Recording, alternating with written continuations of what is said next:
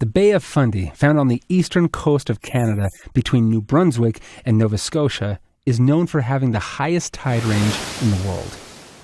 In a matter of 13 hours, the tide can rise 53 feet and then recede back to its original depth. At times, our own desires can feel a bit like the Bay of Fundy.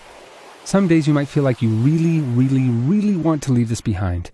Other times, I'm not so sure I care anymore. And still other days, you're somewhere in the middle. I sort of want to maybe stop this. Have you ever met someone whose desires never fluctuated, never shifted, never wavered? They are called robots. Especially when you're making a major change in your life, it's common to experience shifting motivations and conflicting desires. From the outside, it can be hard to really understand, as people see your behavior as wildly inconsistent.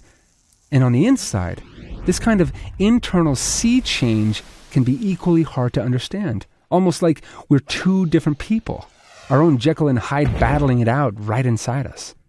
Inside what seem to be the same person is a fight between two versions of ourselves, with clashing hearts, minds, and life dreams.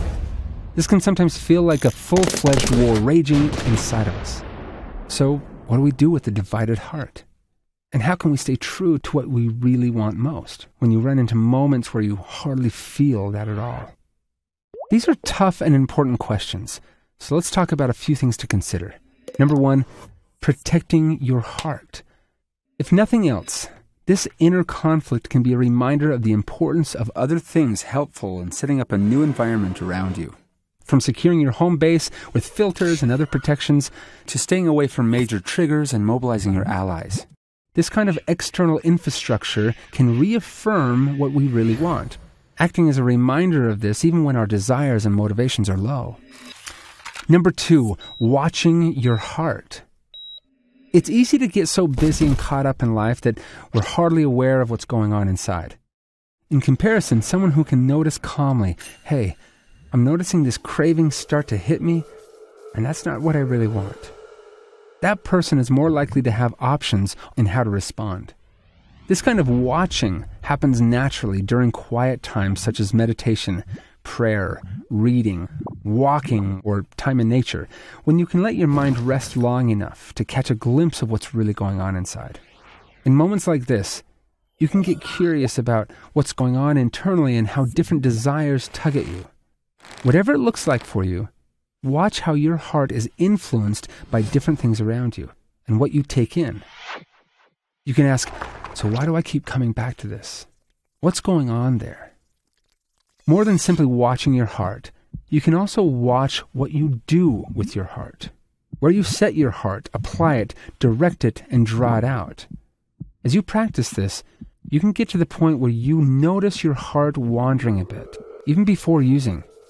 Of course, the earlier you notice, impulses can be lighter and easier to work with and redirect.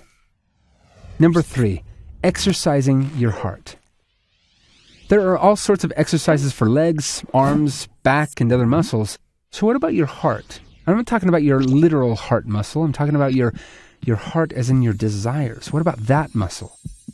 If your heart feels weak and not solidified enough around your true desires, what kind of exercises could help you change that?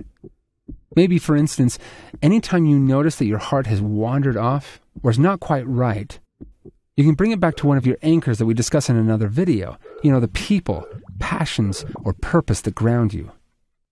If that feels impossible, step back and take a few conscious breaths as a way to ground yourself. And then ask yourself what you really want deep down and do your best to follow that. This kind of strength training for your heart is not easy. Just like everything else, by practicing it, you begin tying your heart to something else. This is the opposite of using pornography, which is just click and numb out. No energy, no work needed. Number four, feeding your heart. There is a Cherokee legend of an old chief's advice to his grandson who was facing a problem. He said, inside every human being, a constant battle rages. A battle between two wolves. One wolf is bad. He is full of hate, lust, greed, and arrogance. The other wolf is good, full of love, compassion, honesty, and humility. These two wolves are constantly at war, both trying to dominate the individual. The grandson thought about that for a minute and then asked, "Which wolf will win?" The old Cherokee simply replied, "Whichever one you feed." Which wolf are we feeding most inside ourselves? And what does that even mean to feed our best self?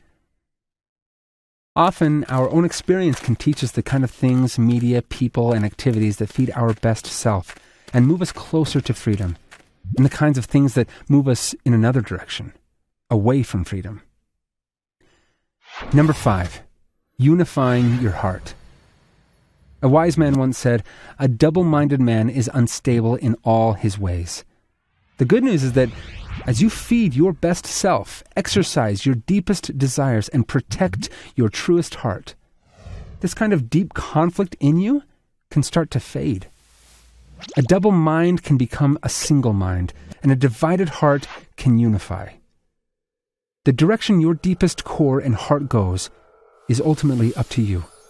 To quote C.S. Lewis, every time you make a choice, you are turning the core central part of you into something a little different from what it was before. All of our lives, across many choices, we are slowly turning this central thing into one kind of a person or another.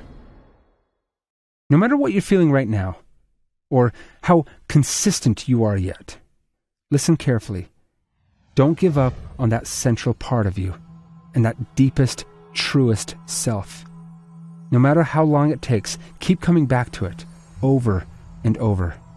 Your true desires, your deepest commitments, and your best self. Over and over, as long as it takes.